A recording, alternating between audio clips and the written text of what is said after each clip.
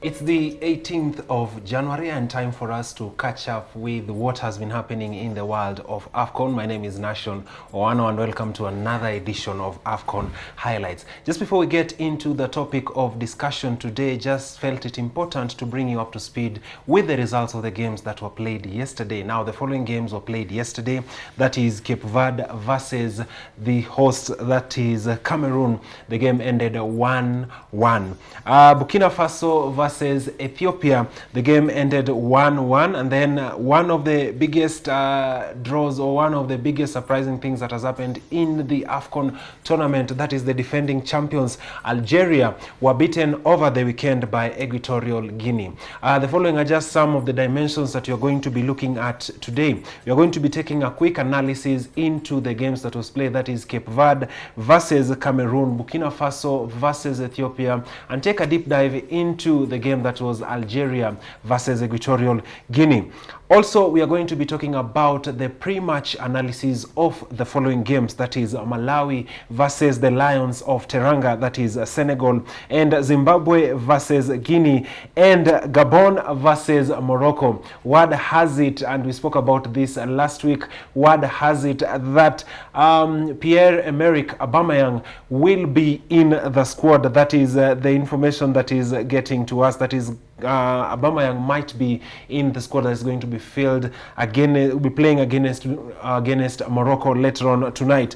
Ghana, that is the Black Stars, are going to be squaring it out against Comoros. If you follow this conversation on AFCON, we've talked about how Comoros denied the Harambee Stars an opportunity to represent Kenya into the competition. Just without taking much of your time, I'm joined in studio once again by our resident senior African football analyst, that is none other than Eric Shilenge. Shilenge, welcome. It's another week, the second week of AFCON, and we are here to make sense of what took place this past week. Just before we talk about the games that were played yesterday, that is Cape Verde versus Cameroon, Burkina Faso versus Ethiopia, we just take a quick segue into one of the surprises of the tournament, that is Equatorial Guinea managed to beat Algeria over the weekend. Well, sometimes it's usually said that football is the second sweetest thing in this world, and some of the results just tell you how good football is. A game where anybody has a chance to win. So you can imagine Equatorial Guinea. Guinea is a country of about 1.4 million people. They beat African champions Algeria, about 44 million people. That is Goliath versus David. Yeah. Algeria had gone about 35 games unbeaten, and they were just about to equal Italy's run of 37 games. From 2018 October, Algeria had not lost a game. Now they're in a situation whereby they are in danger of being eliminated in the group stages, which is too bad for a defending champion. I feel Equatorial Guinea has really brought out the African spirit of the underdogs fighting the big boys and coming out with the results regardless of the quality of the team that they were playing against. And they should be a team to be watched going into the next phase, because they're likely, they have big chances of qualifying to the second round. But for Algeria, then risk. Guys like Riyad Mahrez, the likes of Islam Slimani, if they don't win their game against Ivory Coast, they need to be fueling their private jets back to their Premier League. Going back home. Yes. Yeah. It's a good thing. Okay. Speaking as somebody who's supporting Cameroon for this year's tournament, I think them not being in the tournament might be something that might work for Cameroon. But then as an Arsenal fan, I'm looking at it from the side that Riyad Mahrez might go back to the English Premier League, and that might compromise everything. Yeah, there's a lot of surprises. A team that not many people are expecting to perform well has done well. Cape Verde versus Cameroon. That seemed like a walkover for Cameroon, but once again, Cape Verde came on top of that particular game, and we had a 1-1 draw. I think from the onset I told you that Cameroon has not been really convincing as a title contender, despite them being the host nation. The result they got against Burkina Faso was a scrappy one. When they played Ethiopia, I told you the opponent was not really to the standard, actually, if you compare the game with the Cameroon, because Ethiopia is one of the minnows. And now they've faced Cape Verde, also, I can say one of the small teams, yes, who have been able to get a point.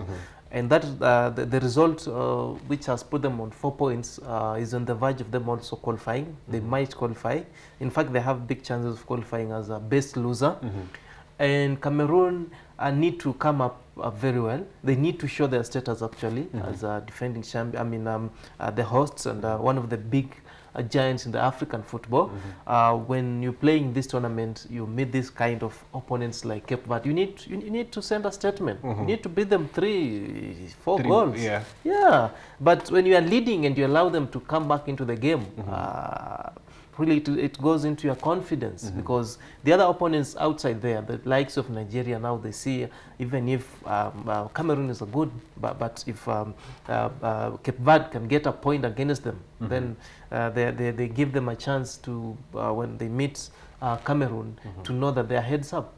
Yeah, one of the things that I think Cameroon have a reason to smile about in this particular tournament is, and I think we spoke about this last week, is the fact that they have the top scorer of the tournament. Once again, Abubakar came out on top of that particular game, and the likes of Sadio Mane apparently only has 1 goal, which is scored from the penalty kick. I think that just means that maybe international teams need to be watching out for stars in the AFCON tournament. Yeah, it's a good thing for Vincent Abubakar.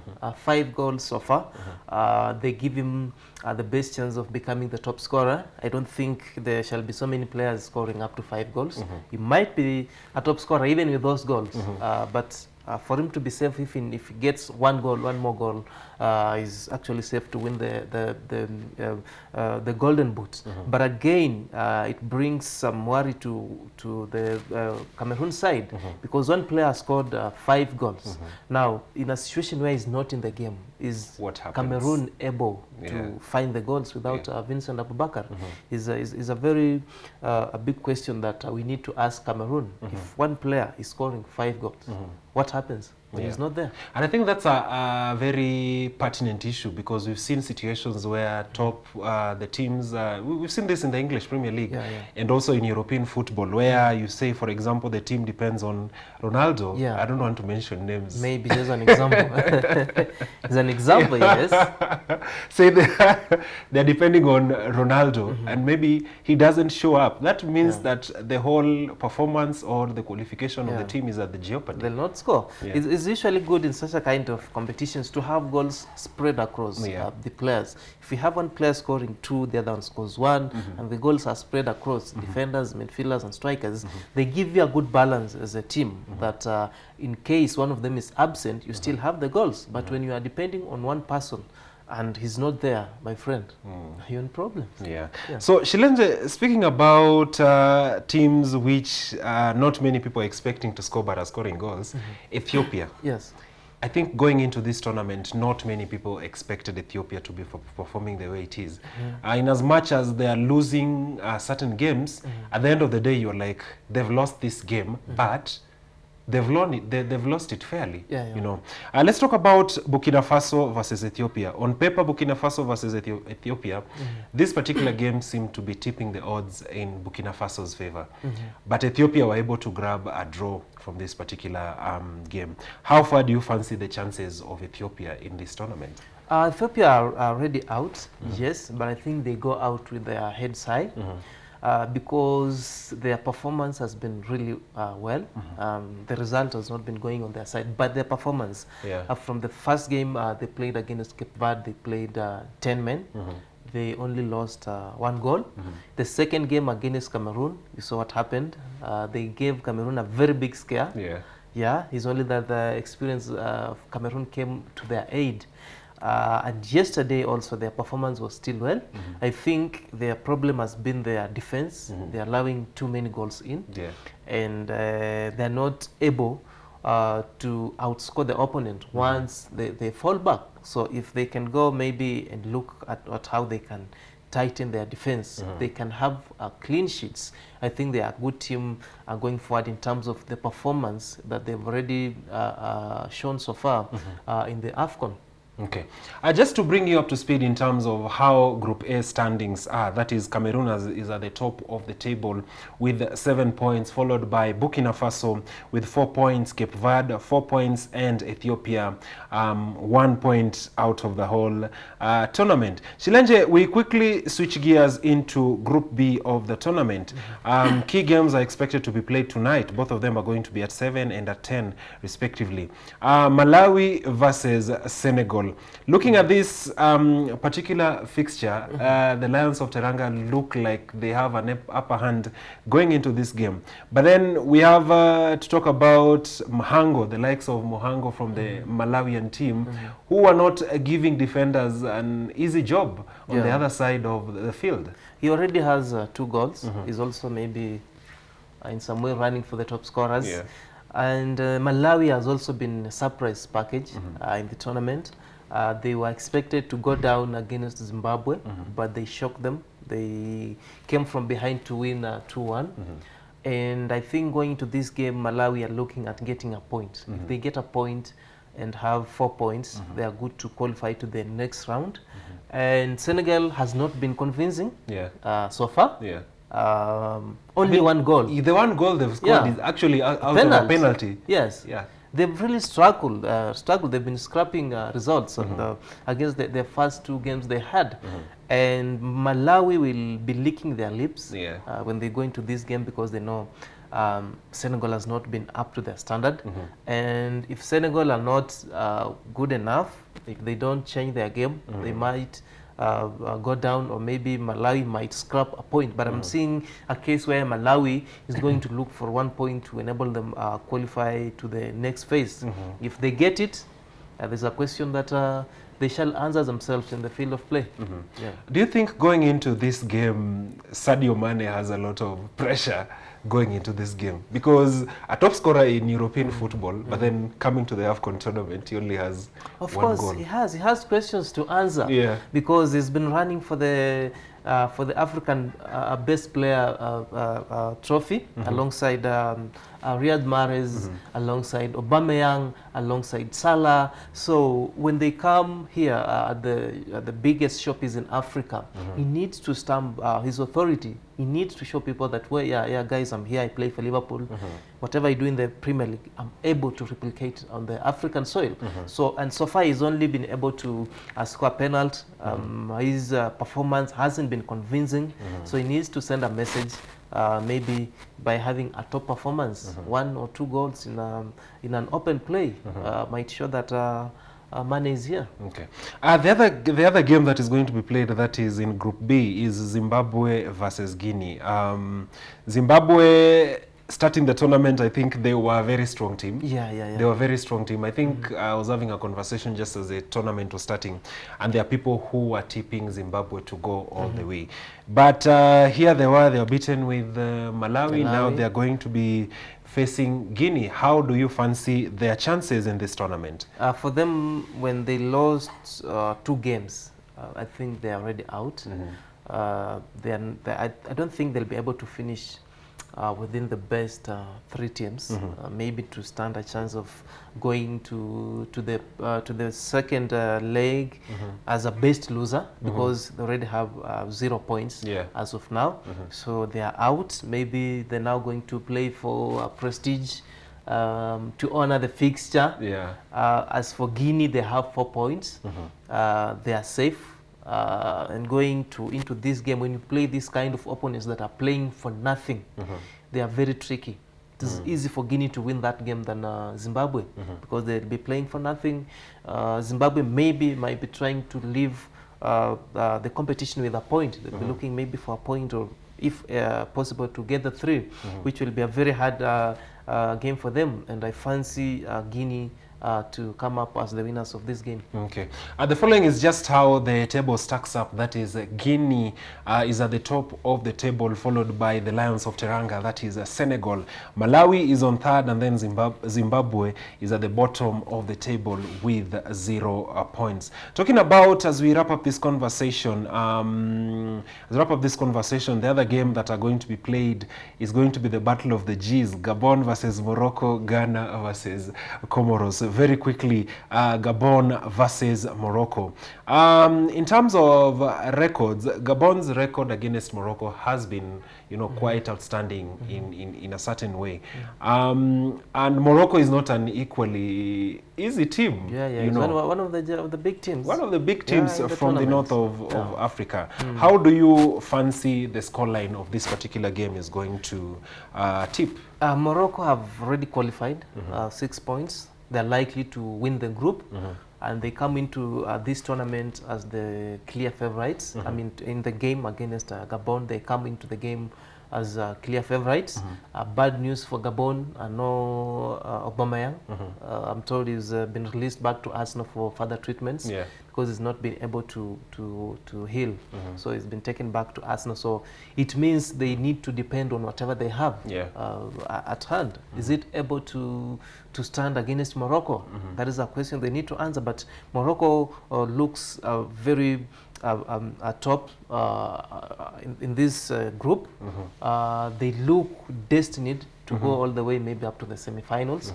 And I think for Gabon to stop Morocco, they need to do a lot of work. It will be a very big question for them to answer. And going by the past tournaments, Morocco have been going through the group stages with 100% record, and they are likely to get the same against Gabon today. But Gabon will be looking for a point. Just 1 point is enough for them to qualify. I think the fact that maybe it's a possibility, we're not saying it's going to happen, but the possibility is maybe if Algeria doesn't make it out of the group stages into the next round of the competition, Morocco should be a team that people should watch out for.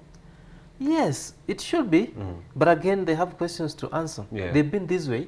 I told you in the past 3-4 tournaments, Morocco has been a very top team from the group stages. But when they go to the knockout phase, I don't know what happens to them. Something just happens to their confidence, to their performance, and they crumble.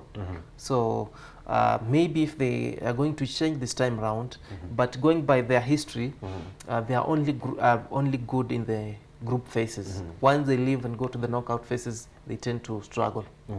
Shilanje, finally, Ghana versus Comoros. How do you see, because my director is telling me we do not have time, Ghana versus Comoros.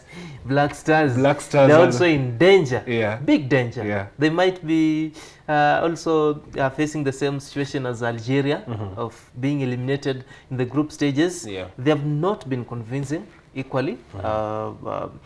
The likes of IU, the likes of Thomas Partey, Daniel Amati, they've not really stamped the authority in the African game. And it's been long since Ghana was eliminated in the group stages. It will be a very bad story. But I hope they win against Comoros, because Comoros equally have been offering nothing in the tournament. They went to give out points. A slot we should have had it away. I'm still convinced that should have been our slot. I still feel like we should have beat Comoros. Is it why they are being beaten all over? Maybe it's karma. I mean, you never know.